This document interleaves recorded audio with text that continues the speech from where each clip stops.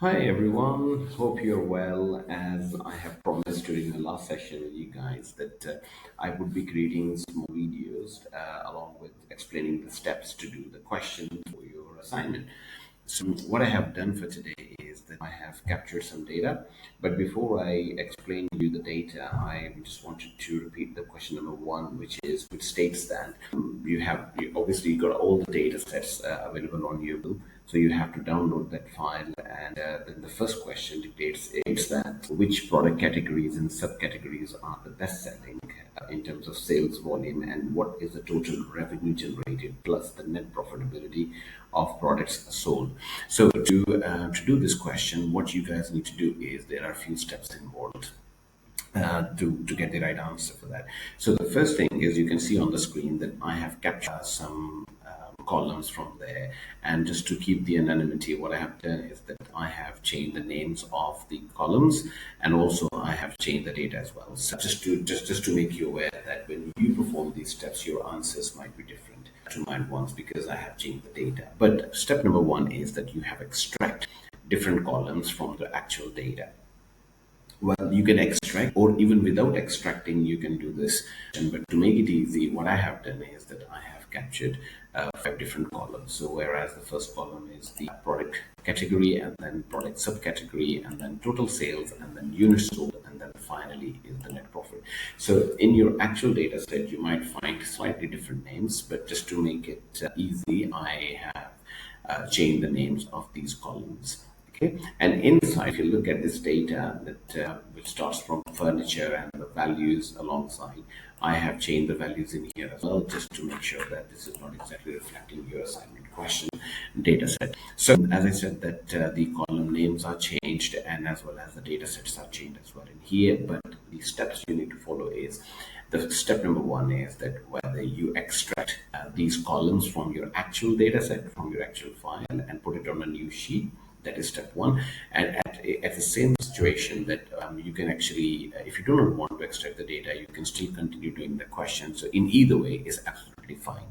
But for myself, I just to make it easy for myself and for my students, for all of you, I have extracted this data. Now, so once you have extracted the data, the second step you need to do is you need to highlight it, and you need to highlight the data. You can press Control A and you can highlight it. How I have done it, I have highlighted some part of this, and then I press Control A, so it is going to highlight all the data. So this is your step number two. The step number three is that you go into Insert at the top, and when you look at this, there is a pivot table option. So when you click onto the pivot table option, you see two options there. Because of the privacy of the software, I don't know that whether you see these two options or not. But when you click on to pivot table, when you're performing this question, you get two options in here. Well, the first option is from table range, and the second option is from external data source. So we have to click on the first option, which is the table range option. There we go. When you click onto that one, a new window appears. Remember, when you look at this window, there are two options in the middle, which is the new worksheet and existing worksheet. So we just have to click or keep it. Some screens might show that new worksheet, and some of your screens might show that the existing worksheet is highlighted, is clicked. So what you need to do is you just need to make sure that you click onto the new worksheet, okay? And then you have to press OK, and then here you go. You find a new screen, a new sheet where you can see that on the right, you can see there are product categories and product subcategories, total sales, units sold, and you have a net profit as well. All these headings, all these things, the options here are actually taken from the headings of the columns. So the first thing what you need to do is you need to now start playing with the data so you can get to your final answer. So the first option is the product category. So I'm just taking this into dragging and dropping into the rows here. So you can see on the left that on the sheet that this data appeared there now. Then you have to have the further options. For instance, you have product subcategories. I'm just going to have the subcategories again into the rows in here. Okay, so all my main product categories as well as the subcategories are in one column. And then I am going to pick total sales here. I'm going to put down in the values. So you can see on the left that the table is being extended. All these values are in alliance to what they have got in the actual data. So then we have units sold. I can still drag and drop in here. And then we have the final option, which is the net profit. I'm going to drag and drop here as well. But looking at this data set in here, what I wanted is to have the sum of this net profit. I want it to be the last column. So in other words, what I want is I would like to swap the data in C column with the D column, and the D column should go onto the C column data. So we wanted to swap it. Well, you do not need to worry about this. This is a very simple step. What you need to do is when you click onto this, the pivot table created, you can go, if you look at the right, where you see the mouse in here, so you can go into which column we wanted to have the last one. We wanted to have the net profit one. So you can see where is the net profit.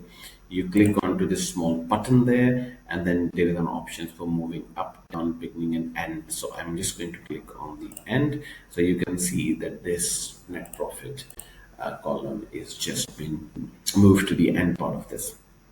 Here we go. So here it is, all the data sets. So we've got the data sets. We have got different names to the columns. Remember, in your actual assignment, you find the different names, but I have changed these names as well as the data just to make sure that it's not the actual assignment. So but this video is more like explaining the steps you need to follow.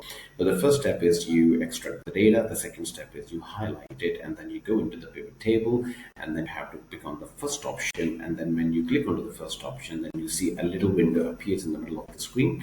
And then there are two options as well, like the new worksheet or the existing worksheet. So remember, you have to click onto the new worksheet, and that is why this sheet 5 appears there. And then you have to drag and drop the names, the columns, and the values accordingly. So as you see, we have actioned this step already.